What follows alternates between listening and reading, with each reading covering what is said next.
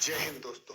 आप सभी का स्वागत है आपके अपने सैनिक वेलफेयर यूट्यूब चैनल पर। दोस्तों, 8वें पे कमीशन की इंटरनल रिपोर्ट सेंट्रल गवर्नमेंट के जितने भी कर्मचारी हैं उनको जानना जरूरी है। और आपकी एक्सपेक्टेड सैलरी और पेंशन में कितना हाइक होने वाला है as per the pay level, पे मैट्रिक्स के हिसाब से पे लेवल 1 से 18 तक, और आपको क्या फिटमेंट फैक्टर मिलने वाला है, इस सब के ऊपर एक इंटरनल रिपोर्ट जो कि आपके सामने है।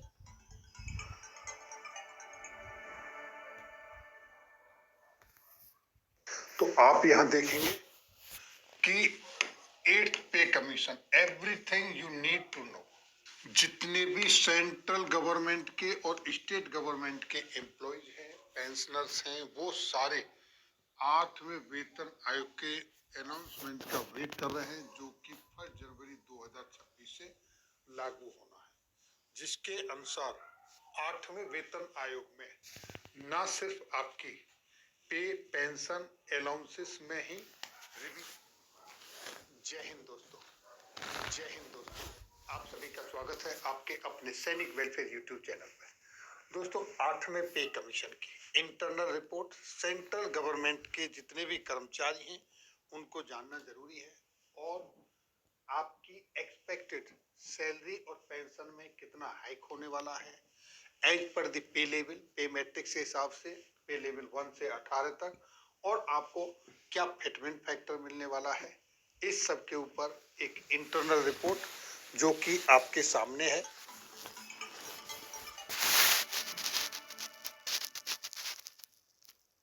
तो आप यहां देखेंगे कि 8th pay commission, everything you need to no.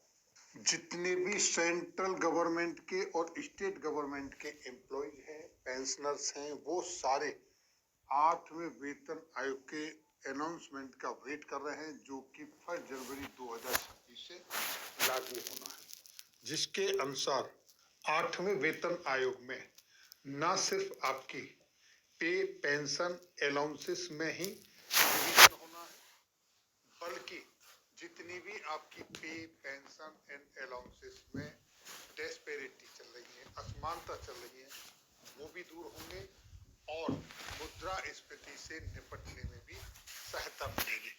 और दूसरा देखिए दोस्तों, 8वें वेतन आयोग का एक ओवरव्यू देखिए किस तरीके से इस पे काम, इंटरनल रिपोर्ट क्यों कहा गया। देखिए, draft prepared in the year 2023 कहा गया है कि ड्राफ्ट प्रिपेयर्ड हो चुका है। कमीशन अनाउंस्ड ये 2024 में अनाउंस होना है और इम्प्लीमेंटेशन ईयर 2026 है।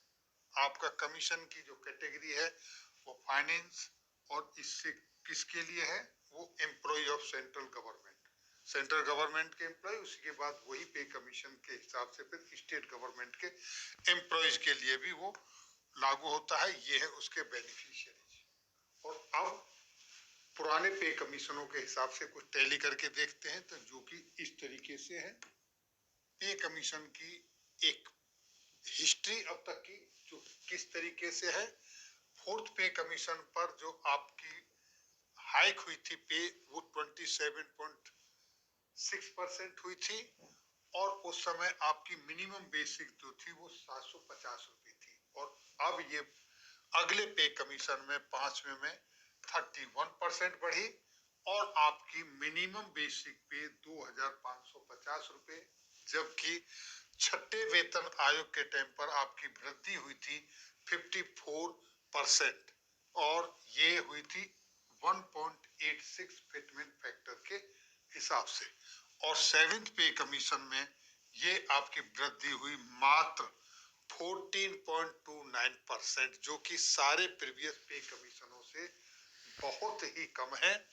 और ये फिटमेंट फैक्टर लगा था आपका 2.57, जहां पर बेसिक पे आपकी रखी गई थी मिनिमम 18,000 रुपए। अब जो 8वां वेतन आयोग आपका आने वाला है उसके लिए जो एक्सपेक्टेड आपकी हाइक है वो 20% है, यानी 20% की हाइक करवा लें, और फिटमेंट फैक्टर आपके लिए होगा 3।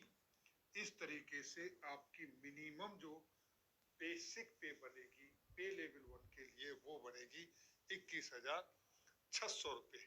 इस तरीके से ये एक इसका ओवरव्यू है पुरानों से जब आपने कंपैरिजन किया।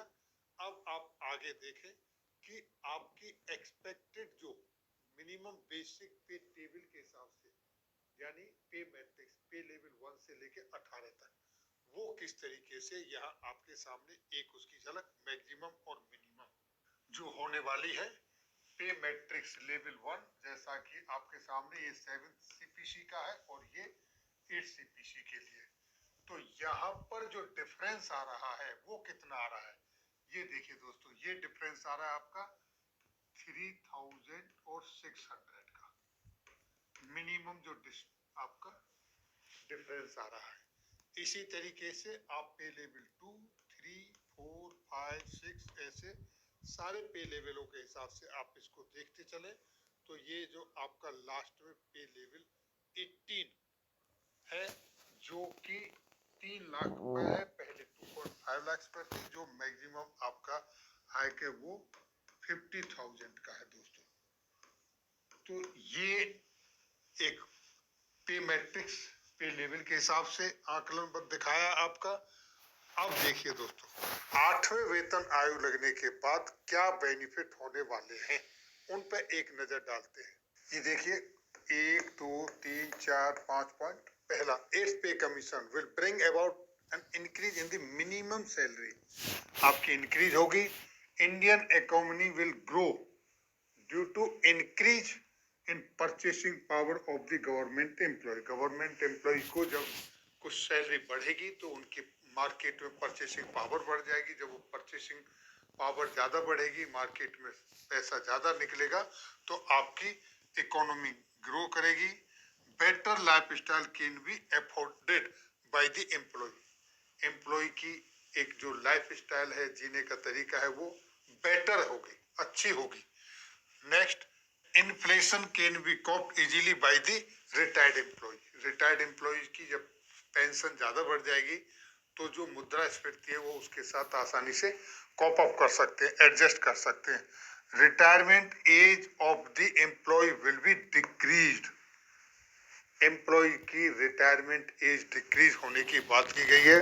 With increase in salary, salary increase होगी, जिससे क्या होगा, गवर्नमेंट एम्प्लॉय आराम से आसानी से उनकी जो जीवन यापन है, जो डे टू डे लाइफ का है, वो आसानी से उसको मेट आउट कर सकते हैं, यानी आसानी से वो उनका मैच कर सकते हैं। दोस्तों, बहुत सारे लोगों का कहना है कि अब कोई पे कमीशन नहीं आएगा। कुछ लोगों का कहना यह है कि पे कमीशन इसलिए नहीं आएगा क्योंकि 7th पे कमीशन में डॉक्टर एक्रोइड फॉर्मूला के हिसाब से रिवीजन की बात कही गई थी। तो दोस्तों, ये दोनों ही बातें आधारहीन है, क्योंकि डॉक्टर एक्रोइड जो फॉर्मूला था वो गवर्नमेंट ने एक्सेप्ट नहीं किया। अगर एक्सेप्ट किया होता तो अब तक आपकी कई बार पे रिवाइज हो चुकी होती, पे, पेंशन और अलाउंसेस। इसलिए 8वां वेतन आयोग आना आवश्यक है और जिसका गठन 2024 में होना है। हो सकता है कि ये जो 4-5 दिन का समय बचा है, कोड ऑफ कंडक्ट इलेक्शन आ रहा है, उसकी जो आचार संहिता लागू होने का उससे पहले डिक्लेयर हो जाए, वैसे 2024 में डिक्लेयर होना है और 1 जनवरी 2026 से इसको इम्प्लीमेंट होगा। तो दोस्तों, ये थी जानकारी 8th पे कमीशन के आने और न आने के संबंध में। फिर मिलेंगे आपके वेलफेयर से जुड़ी